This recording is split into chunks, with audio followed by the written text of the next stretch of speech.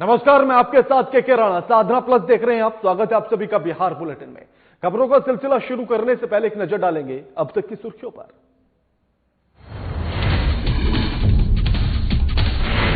Lockdown में फंसे मजदूरों की घर वापसी जारी, तो वहीं बिहार में फंसे बाहर के लोगों के लिए पास जारी करने को लेकर जिलाधिकारी को निर्देश। सूचना एवं जनसंपर्क सचिव अनुपम कुमार ने दी जानकारी। लॉकडाउन में फंसे मजदूरों की घर वापसी जारी। लुधियाना में फंसे 2155 मजदूर स्पेशल ट्रेन से पहुंचे पूर्णिया।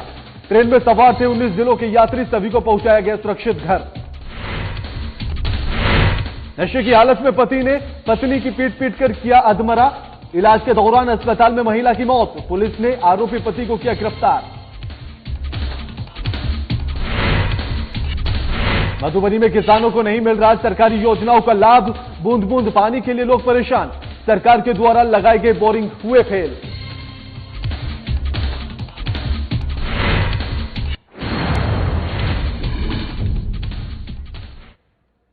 बड़ी खबर के साथ बुलेटिन की शुरुआत करेंगे। इस वक्त की बड़ी खबर पटना से आ रही है कि बिहार के स्वास्थ्य विभाग ने चौथी सूची भी जारी कर दी है कोरोना को लेकर। पटना से बड़ी खबर, बिहार में कोरोना की चौथी सूची जारी।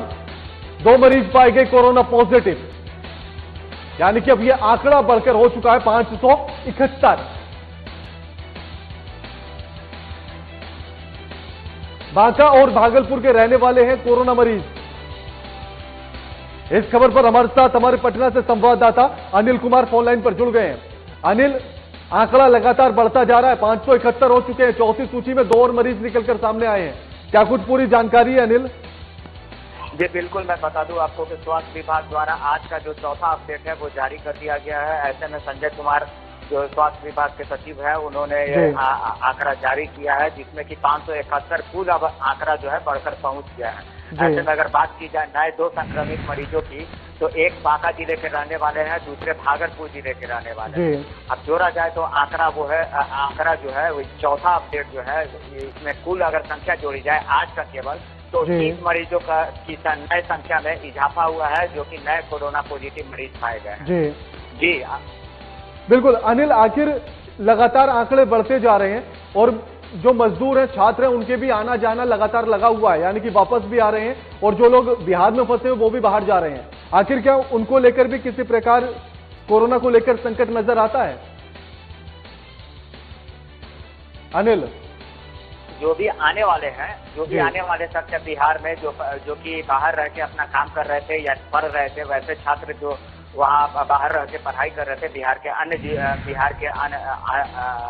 जिलों के रहने वाले, उनको अब पलायन जो वापसी है वो बिहार जो वापसी हो रहा है उनकी पूरी स्क्रीनिंग की जा रही है। बिहार में आने से पहले उनकी पूरी स्क्रीनिंग होती है, बिहार में आने के बाद भी उनकी स्क्रीनिंग की जाती है। बावजूद इसके कि अगर कोई वैसा मरीज पाया जाता है तो उन्हें तुरंत उनसे अलग करके उन्हें क्वारंटाइन कर दिया जाता है, उनकी मुकम्मल जांच की जाती है। तो ऐसे में यहाँ का अगर स्वास्थ्य विभाग की पुख्ता इंतजाम की बात करें तो वो काफी युद्ध स्तर पर चल रहा है और पूरी तैयारियां जो है वो कर ली गई है। जितने भी आने वाले लोग हैं वो कहीं ना कहीं फंसे हुए लोग थे, लॉकडाउन की परिस्थिति में 45 दिनों से फंसे हुए थे, उनका भी अपने परिवार के बीच आना बहुत जरूरी था। जी बिल्कुल, शुक्रिया अनिल आपका हमारे साथ ये तमाम बातचीत करने के लिए और जानकारी साझा करने के लिए। अलग अलग प्रदेशों से मजदूर और छात्रों के अपने राज्य लौटने का सिलसिला बदस्तूर जारी है। बिहार में भी बाहर फंसे प्रवासी मजदूर लगातार अपने राज्य पहुंच रहे हैं, वहीं बिहार में भी दूसरे राज्यों के लोग फंसे हुए हैं। इसे ध्यान में रखते हुए बिहार में फंसे बाहर के लोगों को वापस जाने के लिए पास की व्यवस्था संबंधित जिले के अधिकारी द्वारा किए जाने के निर्देश दिए गए हैं। इस संबंध में जानकारी देते हुए बिहार सरकार के सूचना एवं जनसंपर्क सचिव अनुपम कुमार ने बताया है कि उन्हें वापस जाने के लिए किसी भी तरह की दिक्कत ना हो, इसके लिए व्यवस्था की गई है।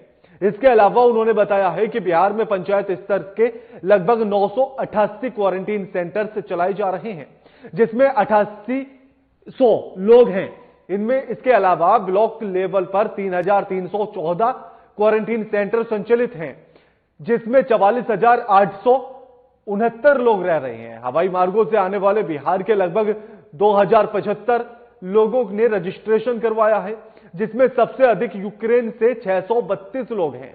यह जानकारी उन्होंने भारत सरकार के विदेश विभाग के हवाले से दी है।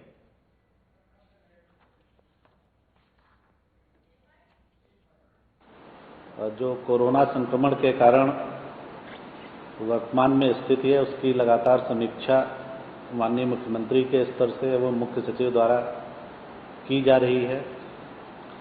जो कल कुछ मुख्य निर्देश दिए गए थे हम लोगों की प्रेस ब्रीफिंग के बाद, उसमें मुख्य रूप से था कि चूंकि काफ़ी लोग बाहर से आ रहे हैं, इसलिए जो क्वारंटाइन की व्यवस्था है उसको ब्लॉक के अलावा पंचायत लेवल पर स्कूलों में जो क्वारंटाइन सेंटर्स हैं उनको भी अपग्रेड कर दिया जाए और उनको भी उनकी व्यवस्था भी चुस्त दुरुस्त रखी जाए। दूसरा, स्वास्थ्य विभाग को कुछ रैंडम टेस्टिंग के लिए भी कहा गया है और जिलों में जो टेस्टिंग फैसिलिटीज़ हैं वो क्वालिटी उनमें मेंटेन रहे और जल्दी से जल्दी डिस्ट्रिक्ट्स में टेस्टिंग शुरू की जाए ताकि लोगों में थोड़ा कॉन्फिडेंस बढ़े। इस खबर पर हमारे साथ हमारे संवाददाता वरिष्ठ संवाददाता अजय कुमार फोन लाइन पर जुड़ गए हैं। अजय, अभी तक सरकार सिर्फ अपने मजदूरों को वापस लाने को लेकर भी आनाकानी कर रही थी, लेकिन अब दूसरे राज्य के जो मजदूर फंसे हुए हैं उनको भी वापस भेजने की तरफ ध्यान देने लगी है सरकार। आखिर क्या कुछ पूरी जानकारी है इस मामले को लेकर?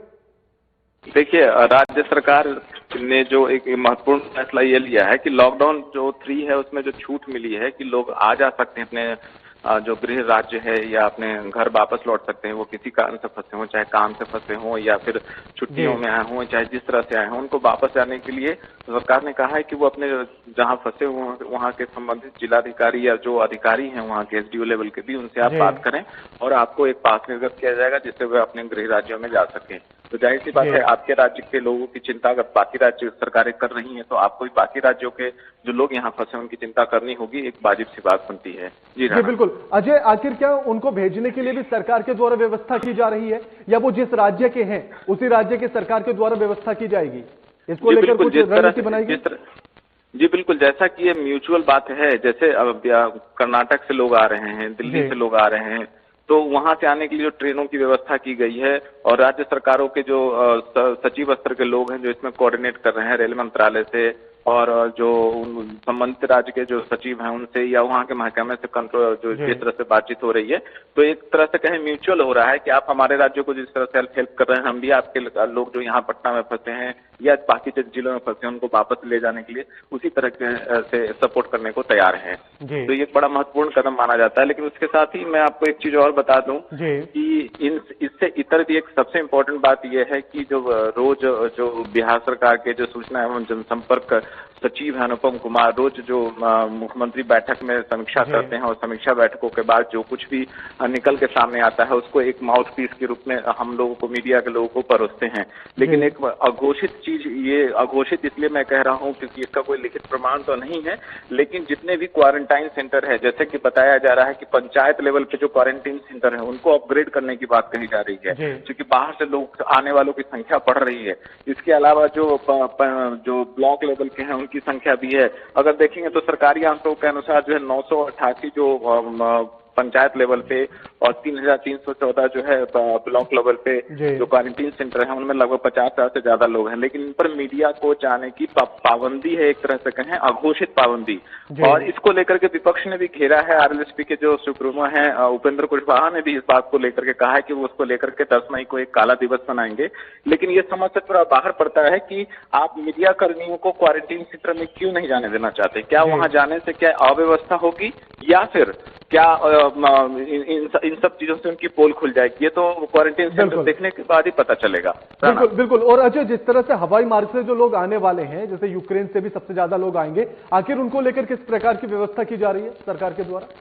देखिए, अभी जो व्यवस्था हुई है उसमें जो मिनिस्ट्री ऑफ एक्सटर्नल अफेयर्स जो भारत सरकार है जो विभिन्न देशों में जो उनके दूतावास हैं या कमिश्नर हैं उनसे बात हुई है। उनके आधार पे जो एमईए ने जो इंफॉर्मेशन दिया है कि लगभग बिहार के 2075 लोगों ने रजिस्ट्रेशन कराया है, उसमें से 632 लोग यूक्रेन के हैं, बाकी दूसरे देशों के भी हैं और उनको लाने के बारे में अभी कोई बात नहीं हुई है। ये रजिस्ट्रेशन लेवल की बात है, लेकिन बिहार सरकार ने इसकी तैयारी कर दी है कि उन सबको गया इंटरनेशनल एयरपोर्ट पे लाया जाएगा और गया में ही उनको वहां पे जो होटल बनाए बनाए गए हैं, उनमें होटल बने हुए हैं, उनमें उनसे बात करके उनको जो है क्वारंटीन किया जाएगा। जो 21 दिनों के लिए क्वारंटीन की बात हो रही है, 14 दिन की क्वारंटीन की बात होगी एज पर प्रोटोकॉल, उनको वहीं क्वारंटीन किया जाएगा। उनकी सारी सुख सुविधाओं का ख्याल रखा जाएगा और वो अगर क्वारंटीन के दौरान सक्सेसफुल रहते हैं तो उनको जो है वापस अपने अपने गंतव्य स्थलों को भेजा जाएगा। तो ये प्राइमरी लेवल का जो है इंफॉर्मेशन है और सेकेंडरी लेवल पे इसकी तैयारी भी शुरू कर दी गई है। और जैसे ही मिनिस्ट्री ऑफ एक्सटर्नल अफेयर्स से इस चीज की सूचना मिलती है कि वो लोग जिस विमान से आने वाले हैं तो उनको रीरूट करके यहाँ गया एयरपोर्ट से फिर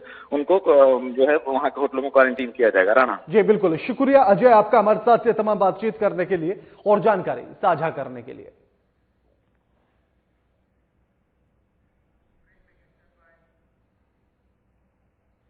एक छोटे से ब्रेक के लिए रुकेंगे, जल्द हाजिर होते हैं।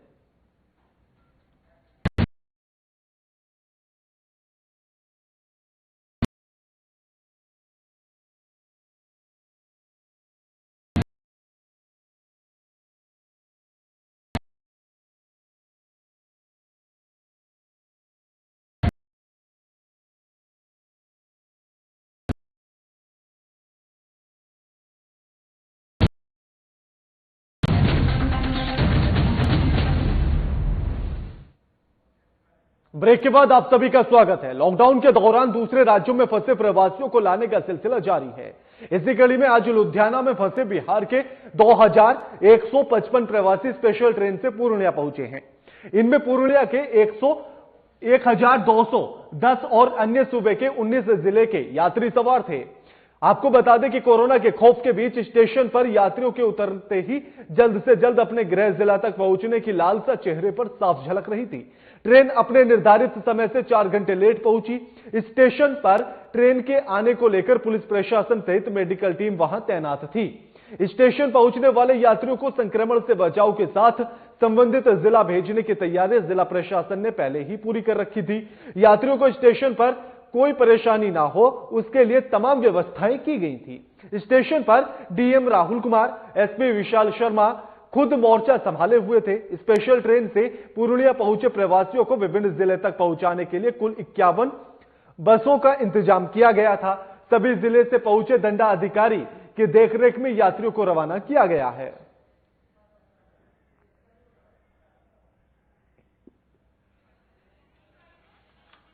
कितना दिन से थे वहाँ? क्या करते थे वहाँ? कब से वहाँ पे जब पैसा वैसा दिया जहाँ काम करते थे? नहीं दिया। तो इसके बाद क्या लॉकडाउन फिर जाना है? जाना है। कहाँ घर हुआ? क्या करते थे लुधियाना में? सिलाई का काम करते। सिलाई का काम। लॉकडाउन जब से हुआ है तो लॉकडाउन जब से हुआ है कैसे खाना पीना चल रहा था? खाना पीना जहाँ काम करते वहाँ पैसा दिया? तो अभी ट्रेन से आए तो पैसा लगा क्या? नहीं लगा। तो ये इसके लॉकडाउन के बाद फिर जाना है क्या? जब खुल जाएंगे तब जाना ही है लुधियाना। क्या करते थे लुधियाना में? कौन सा काम करते थे? तो क्या हो गया वहाँ पे जो फिर वहाँ पे काम बंद हो गया? कितना दिन पहले काम बंद हुआ? काम बंद लगभग 2 पैसा वैसा दिया कंपनी से जहाँ काम करते थे? तो जब से लॉकडाउन हुआ तो वहाँ कुछ नहीं। तो कैसे खाना पीना चल रहा था? तो खाना पीना जो पहले से पैसा था उसमें चल रहा था। जिला प्रशासन की तरफ से कुछ मिल रहा था? कुछ रहा था? अभी कैसे है? ट्रेन से भाड़ा भी लगा क्या? नहीं, भाड़ा नहीं लगा। जो सरकारी लाभ से आया है तो उसके बाद जो है वहाँ पे कुछ नहीं लगा। कहाँ घर कहाँ है? घर छोड़ के इसके बाद लॉकडाउन के बाद फिर जाओगे कमाने के लिए? नहीं, अब लोग फिर जाना है। दरभंगा में कोरोना संक्रमण के 4 नए मरीज मिलने से जहां प्रशासन में परेशानी बढ़ गई है तो वहीं दूसरी तरफ जिला प्रशासन में या कहें कि जिले में कोरोना संक्रमित की संख्या बढ़कर 9 हो चुकी है। आपको बता दें कि कोरोना के नए 4 पॉजिटिव मरीजों में से 3 बिरौल प्रखंड के हैं जो 5 मई को बंगाल से चलकर दरभंगा पहुंचे थे। वहीं एक व्यक्ति जिसकी रिपोर्ट पॉजिटिव आई है वे दिल्ली से इलाज कराकर लौटे युवक के परिजन हैं। फिलहाल सभी को डीएमसीएच के आइसोलेशन वार्ड में रखा गया है और उनका इलाज चल रहा है। इसकी जानकारी जिलाधिकारी डॉक्टर त्यागराजन ने दी है।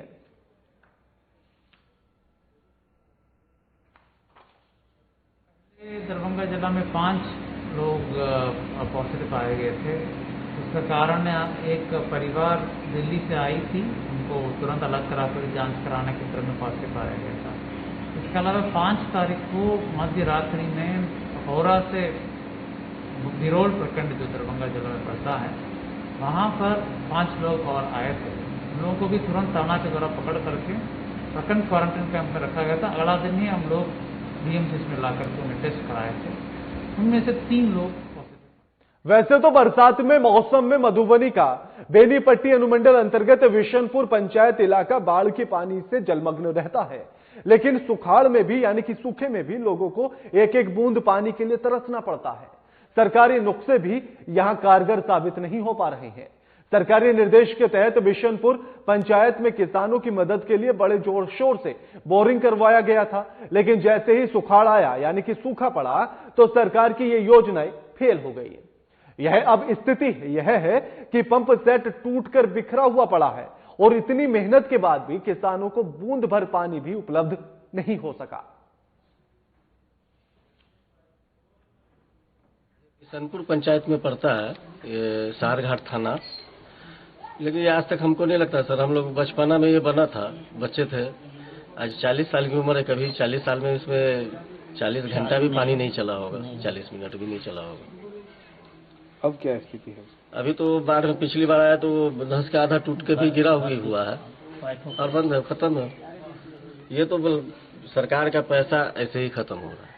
उससे तो बेहतर होता अगर हर 10 बीघा पर अगर बोरिंग करा दिया जाता तो उससे किसान को ज्यादा लाभ होता। मैंने कभी वो बोरिंग चला ही नहीं? जी नहीं, कभी नहीं चला। कहने 40 मिनट मैंने अपनी 40 साल की उम्र में 40 मिनट नहीं देखा चलते हुए। लॉकडाउन की वजह से सारे कामकाज और सामाजिक समारोह पर रोक लग गई है, पर आए दिन कई ऐसी खबरें भी निकलकर सामने आ रही हैं जहां सोशल डिस्टेंसिंग का पालन कराकर कई शादी विवाह भी संपन्न कराए जा रहे हैं। आपको बता दें कि औरंगाबाद के अब छपरा के दरियापुर थाना क्षेत्र से ऐसी ही खबर सामने आई है, जहां सोशल डिस्टेंसिंग का पालन करते हुए एक जोड़े का विवाह संपन्न कराया गया।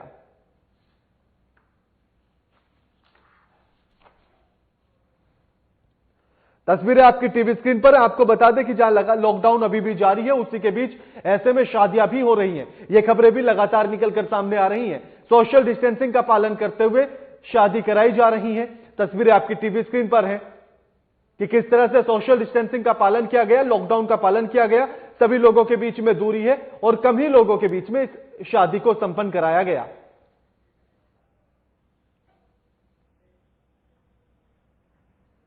आपको इस लॉकडाउन में भी अपराधियों का तांडव देखने के लिए मिल रहा है। मामला सुपौल का है, जहां अपराधियों ने राष्ट्रीय जनता दल के सक्रिय नेता और पूर्व पैक्स अध्यक्ष की पर गोलियों की बौछार कर दी, जिससे पैक्स अध्यक्ष के भांजे प्रदीप यादव की गोली लगने से मौत हो गई है। वहीं पूर्व पैक्स अध्यक्ष गणेश यादव को ललित नारायण अनुमंडलीय चिकित्सालय के डॉक्टरों ने पटना के लिए रेफर कर दिया, जहां पूर्व पैक्स अध्यक्ष की स्थिति अब खतरे के बाहर बताई जा रही है।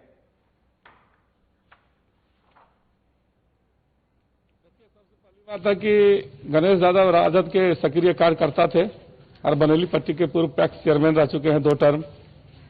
रात में वो अपना दुकान से घर जा रहे थे, रास्ते में उनके ऊपर में अपराधी के द्वारा हमला किया गया। हमला में उनके भांजा जो है प्रदीप, उनकी हत्या हो गई और गणेश जी को गोली लगी हुई है। पुलिस के वरीय पदाधिकारी से मेरी बात हुई, दूरभाष पे उनके द्वारा यह आश्वस्त कराया गया है कि पोस्टमार्टम के बाद मेरी कार्रवाई चल रही है। पोस्टमार्टम के बाद हम ये पुष्टि करेंगे कि किसके द्वारा इनकी हत्या की गई और गणेश जी के ऊपर में किनके द्वारा गोली चलाया गया। आज राजद परिवार का बहुत बड़ा एक क्षति हुआ है, खास करके गणेश यादव के रूप में बसंतपुर प्रखंड में राजद का बहुत बड़ा एक रीढ़ माना जाता था। घटना का पीछे इसका हाथ है मुखिया का। कौन मुखिया? सबसे कहाँ का मुखिया? मुखिया वही बोरहा का, बनेली पट्टी का। बोरहा का मुखिया जी, बनेली पट्टी का। चुनावी रंजिश लगता क्या जी? चुनाव का वोट का मामला लगता जी सर, वही से तबे से चल रहा था। हम उसी के पक्ष में थे, न समझे। कोई अपना में हो गया विवाद तो हम उसी का पक्ष में थे, हम सब जानते हैं उसका। इन लोग तबे से प्याम बना रहा था मारने के लिए। क्या नाम है मुखिया का? मुखिया का नाम जगदीश कड़ोकिया। कल रात्रि में पूर्व पैक्स अध्यक्ष श्री गणेश यादव अपने गोदाम से घर जा रहे थे। इसी बीच रात्रि में 9 बजे के लगभग घात लगाकर कुछ अपराधियों ने गोलीबारी कर दी, जिसमें एक व्यक्ति मनीष की, प्रदीप की वहां पर मृत्यु हो गई और गणेश कुमार घायल हो गए हैं। अभी तक के अनुसंधान से व्यक्तिगत रंजिश का मामला सामने आया है, लेकिन गहन अनुसंधान के बाद ही जो है पूरे मामले का खुलासा हो पाएगा, जिस पर हम लोग लगे। मौसम के बदलते मिजाज ने किसानों की मेहनत को पूरी तरह से बर्बाद कर दिया है। वहीं समस्तीपुर में मौसम की बेरुखी के बावजूद मक्के की फसल काफी अच्छी हुई है, लेकिन लॉकडाउन के कारण इसके खरीदार नहीं मिल पा रहे हैं। इस वजह से किसानों के सामने आर्थिक संकट आकर खड़ा हो चुका है। आपको बता दें कि किसान खेत से फसल को काटकर अपने घरों में रखने के लिए मजबूर हो चुका है। वहीं इस बार किसान दोहरी मार भी झेलने के लिए विवश हो चुका है। इस बार मक्का का खेती आंधी तूफान होते हुए भी बहुत अच्छा हुआ, लेकिन इसका जो है हम लोग तैयार कर लिए हैं, लेकिन मार्केट ही नहीं है। लॉकडाउन के लिए जो है सो इसका कोई व्यापार ही नहीं आ रहा है लेने के लिए। हम लोग उपजाते हैं, इसको बेच के फिर जो है इसका खाद खल्ली फिर अगला आगे फसल के लिए, लेकिन वो सब कुछ आ ही नहीं रहा है, लेने वाला कोई है ही नहीं है। तो इसी के लिए हम लोग निराश हैं। उपज तो इस बार अच्छी जी बहुत अच्छी हुई है। ना आंधी तूफान आने के बाद भी बहुत अच्छा फसल हुआ और ये बहुत अच्छा, अगले साल से बहुत अच्छा हुआ। और इस बार जो है सो फसल अच्छा हुआ, लेकिन लॉकडाउन के कारण इसका जो है मार्केट ही नहीं है। तैयार भी कर लिए हैं, लेकिन लेने वाला कोई नहीं है। हमारा तो काम है इसको बेच करके ही आगे का कोई भी काम करेंगे। तो उपज से तो हम बहुत खुश हैं, लेकिन मार्केट नहीं है, इसलिए निराश हैं। यानी इसका लॉकडाउन का प्रभाव देखा जा रहा है। जी। कैमूर जिले के नुआव थाना अंतर्गत प्रतापपुर गांव में एक पति ने नशे की हालत में अपनी पत्नी को पीट कर मौत के घाट उतार डाला है। पुलिस को गुप्त सूचना मिली कि सुरेंद्र मुसहर नाम के एक व्यक्ति ने अपनी पत्नी रीता देवी को शराब के नशे में पीटकर अधमरा कर दिया। सूचना मिलने के बाद पुलिस टीम को मौके पर भेजा गया और मामले का सत्यापन किया गया। पुलिस ने पति को नशे की हालत में गिरफ्तार कर लिया है और जांच के बाद नशे की पुष्टि हुई है। पुलिस ने घायल महिला को इलाज के लिए सदर अस्पताल भभुआ भेज दिया है, जहां इलाज के दौरान महिला की मौत हो गई। एसपी दिलनवाज अहमद ने बताया है कि नशे में धुत होकर पति को गिरफ्तार कर लिया गया है और पति के खिलाफ मामला दर्ज भी कर लिया गया है। और उसकी गिरफ्तारी हो गई। क्या शराब पिया हुआ था? और वो बताया कि बगल के उस बॉर्डर पर है, दूसरे यूपी से पी करके आया था उसी काम। उसको जेल भेजा गया। हो गई। काहे मरला? दारू पी ले रहा? कहाँ से दारू पी का आई? उत्तर प्रदेश से। तो का भइल औरत से मैंने झगड़ा भइल? तब कैसे मार दिला? नशा में सर। नशा में काची से मरला? बात ही हो रहा था सर, चीज की मुठ की बस जनता से। वो भरी नहीं बुझाए। बुलेटिन में फिलहाल इतना ही। लगातार खबरों के लिए देखते रहिए साधना प्लस। नमस्कार।